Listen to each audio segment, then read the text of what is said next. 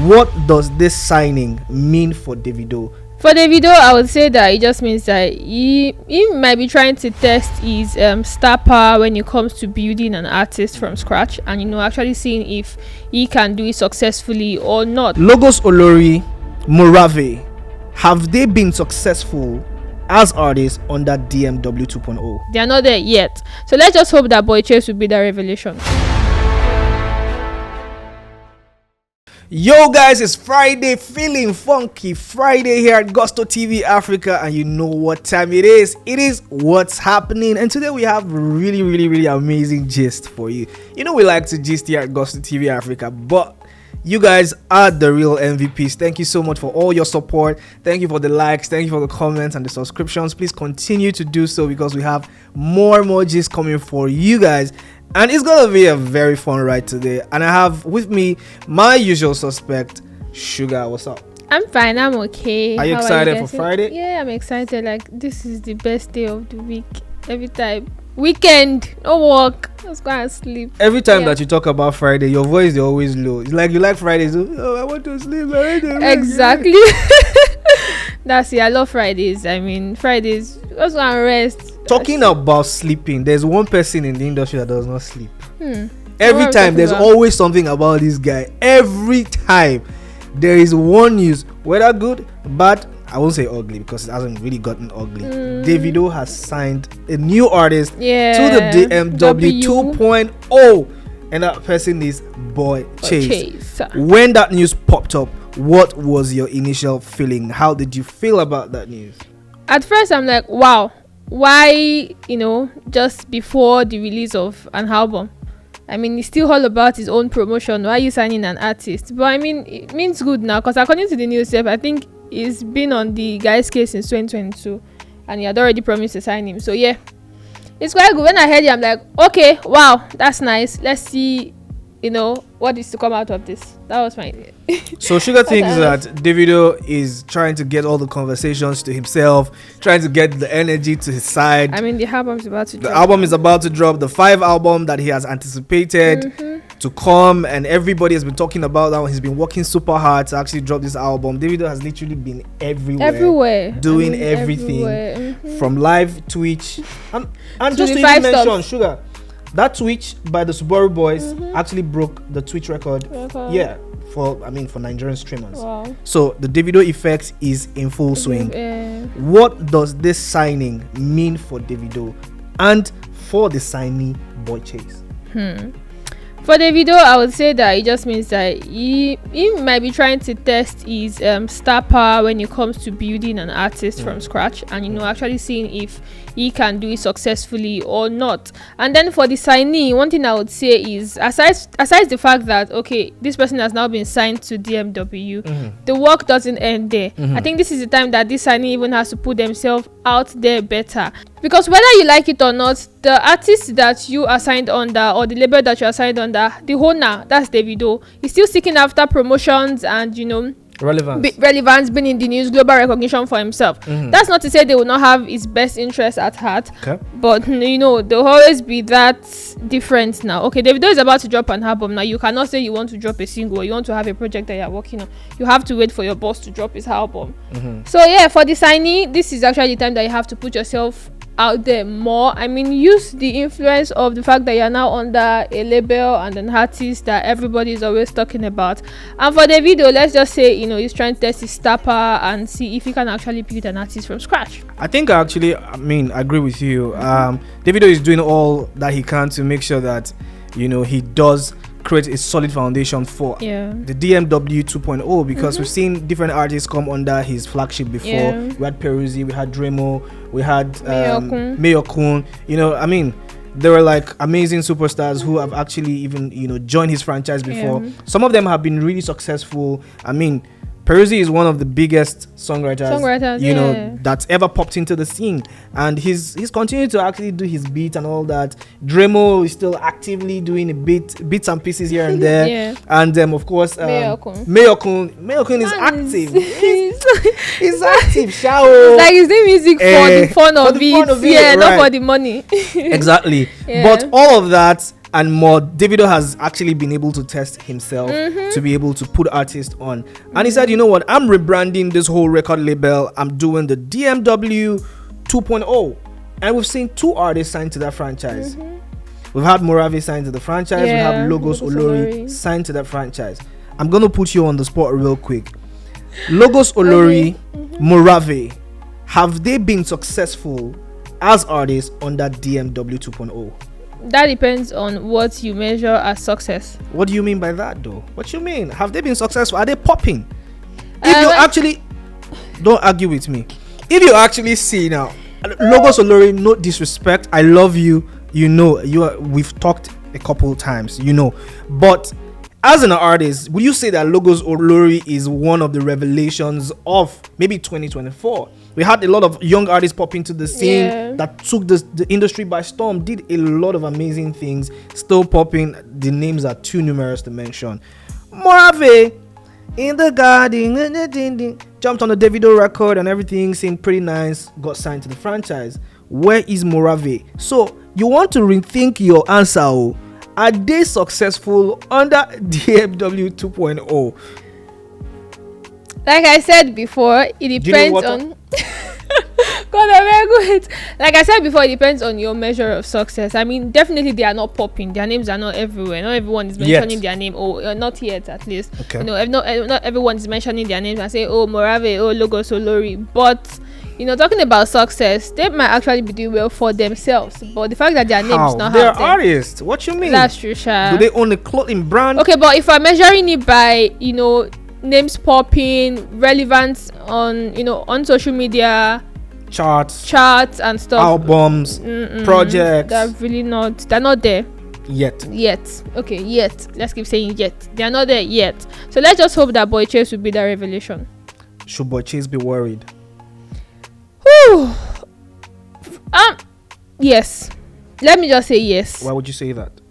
Like I always say, you are under an artist that is still seeking after global recognition and relevance and, you know, being in the news himself, promotions and all of that. So if you are going to be signed under that kind of artist, forget that, you know, this artist has a name, the label is big and stuff. You still have a lot of work to do, because even under Mavin, we have artists as big as Mavin is, as big as, you know, Don Jazzy is. Even though people say, oh, Don Jazzy has stepped down, we still have people in Mavins that are not popping like, you know. We have Crayon, we have Boy Spice, we have Bayani. I mean, the 2 big artists that we hear about the most in Mavin has to be Rema and Ira Star. So if under Mavin we have artists that might still be struggling to be popping, then how much more you that is now signed under DMW? That's not to say DMW is not, you know, an amazing record label, but you just have more work to do. That's it. Now, with all that being said, right, do you think that Davido has enough fortitude and star power to actually really run a proper record label? That's, if we are going to talk about structure, from what we are seeing, that's what's been projected to us on the internet. I wouldn't say that Davido should, you know, be in that record label. I mean, I know it's after the you know, movement of we rise by lifting others up, but I just feel like he can do it some, you know, other better ways than actually having a label. Because if we're going to be honest, I mean, will this artist actually pop? That's something we don't know yet. Because so will they actually pop? All these things now, it's now looking like it all boils down to luck. If you are lucky, that's a tough one though. You know, your name pops and everything. That's a tough one. But anyways, Davido has actually taken on a new artist, an internet sensation who was known for doing a lot of amazing covers. A lot of people are saying he came with a distinct sound. More people are saying he's trying to copy an existing sound because it sounds a little bit like Rema. He did a freestyle that went viral on TikTok, on social media, and everybody was like, oh, this guy is really good and all that. Some artists pop on these social media platforms and then they get into relevance, some type of prominence, gather all the followers and all of that. But when they come to being in a record label, sometimes it doesn't really work out like that.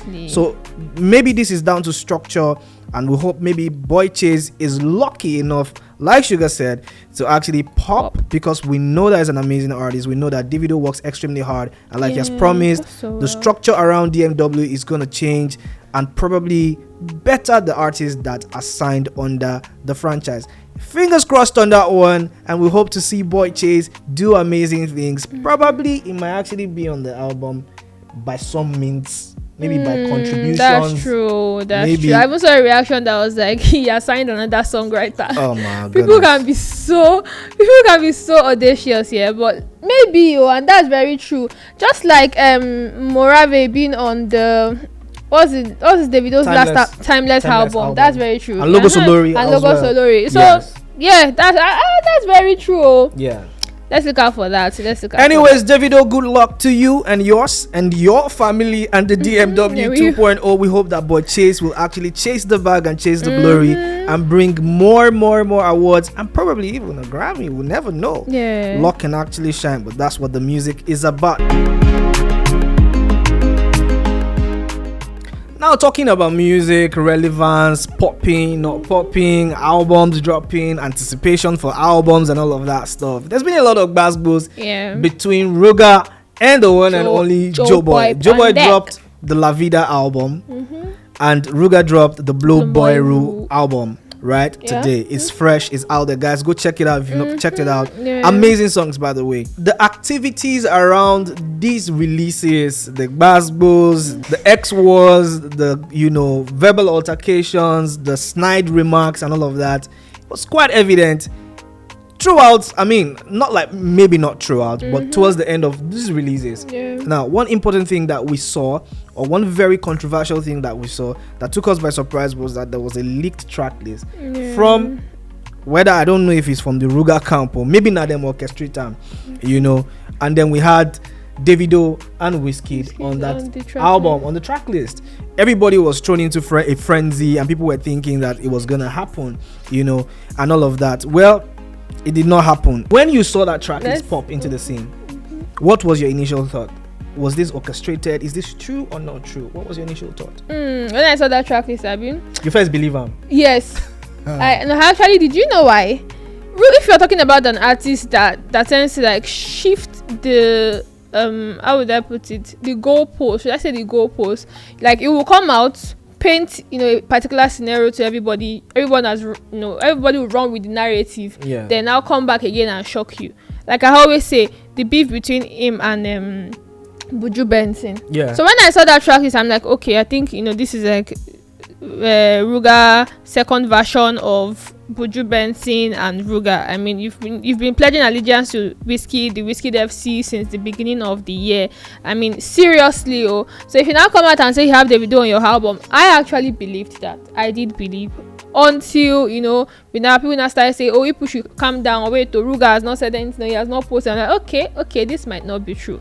But on the other end, if I'm going to look at it from the media aspect, PR, strategic rollout and stuff, it just might be possible that allegedly could be a strategic rollout too. I mean, everybody has to get people to talk, because I mean, there's no reason for a leaked album to pop up, and Ruga did not even dispel, did not actually shut it down, did not come to say, oh, that's not it, let me give you now the original track list, until the album dropped today. So he kind of have milked the attention, and then yesterday we saw some type of back and forth between him and Joeboy. Joeboy dropped an album.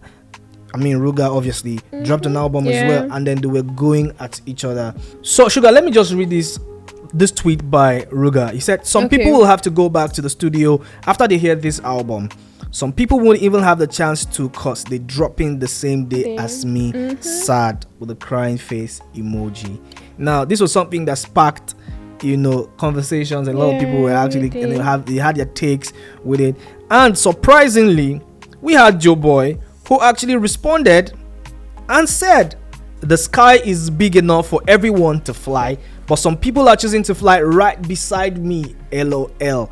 I get it. I inspire you, with a white heart emoji. Now, what do you make of this banter? Do you think it is necessary? Because like I said, it seemed like Ruga actually drew the first blood, and then Joeboy had to respond to that. Do you think it's a worthy response, or this is just cut the crap and just focus on promoting their albums? I'm going to take it from your last word, promoting their albums. I think Ruga is seeking after that conversation around his name, the album, because definitely he needs it for the promotion, the rollout. He needs people to keep talking about it, and I think that's why he's been on about, tweeting stuff. And yesterday, for him to actually, when I saw it, I'm like, okay, we know you want us to talk about the album, you want us to talk about the release, you want us to stream when it drops, and definitely it will. So when Joeboy responded, I was really surprised because I thought he was going to ignore. I mean, this is somebody that like a calm person, never really like. Yeah, like even he's about to drop an album, he announced it, then probably repost some few things. I don't think there's like any big strategic rollout around Joeboy's. He did the taxi driver things with a lot of influencers, so he did try. Actually. Yeah, I mean that's like, we know that's a promotion. Yeah, not like anything extraordinary, and we just like, oh, you're trying to, do you understand? In terms of controversy. Yes, but for Ruga, I mean, man was everywhere saying, even when he tweeted, he tweeted on X this morning. What did he say? He said he was saying something about, okay, he was actually mentioning all the fan base, 30 BGO, Savage Soldiers, Whiskey. Do you understand? You will know that he just keeps saying things that will make people talk, because he knows that under that post 30 BG will come and say, why are you mentioning us to come and stream your album? Shebi, you've been pledging allegiance to Whiskey FC, blah blah blah. So for Ruga, he really just wants people to keep talking about the album, and he needs that conversation and controversy to now transform into the streams and stuff. So but if I would ask you, yesterday it was so sure with that tweet. If you listen to my album, you go back to the studio. Have you listened to the album? Yes, I did listen. Do you think that justifies it? Yeah. Well, I listened to the album. In fact, I was up till like 2ish this morning, and I did listen to it. First listen, it was really great. I like the production end of the whole tracks. I have my absolute favorites. I'm not going to mention because I have my reservations. I know I'm not going to mention it, but I really, really liked the album. It was really enjoyable. I felt like we're trying to see a different side of Ruga, right? The dancehall Ruga and the R&B Ruga. Both of them were actually like floating, like, it's really enjoyable. And like a lot of people actually said that went for the listening part. I didn't go for the listening part because I had to sleep anyways, and it was really good. The feedback has been great in terms of how Ruga has been able to actually enter people with his sound, right? That dancehall thing is now my question is to Ruga, like, do you want to do dancehall, you want to do bad boy R&B? Because you need to choose which one. But I think both of them actually marry themselves, and it sounded really, really good. So to go back to your question, I think it does justify it. Ruga is, a lot of people said, like on our channel they say he's rude, but I think he's rude for a good reason. So it's that's it. For me, I would say that when it comes to music, I think I need to come out of the shell of expecting a particular thing from an artist. I mean, I've listened to Ruga's other songs before, so on the first listen, for me, it wasn't entering. I'm like, but second listen, I'm like, okay, I think I just need to be open-minded. And I'm going to say that's like our fans as well. Most people, when they listen to songs, they just want to see who the artist has been right from inception on that same project. We forget that sometimes you just need to allow these people be themselves and be different if they want to be on their project. So it's actually a very good listen. I mean, it's really good. It's good on my hand. So what's that standout track for you on the album? Okay, I think I'm feeling the one with Zlatan, Giveaway, and I think that's why that's why he even previewed that one yesterday. I think that's the track he himself was expecting to push that album, but I'm feeling that particular track. And if not that he had already dropped JJ before the album, that's another track that I would have said I was really feeling. Trust me, I'll come out of my own secrecy now and say it.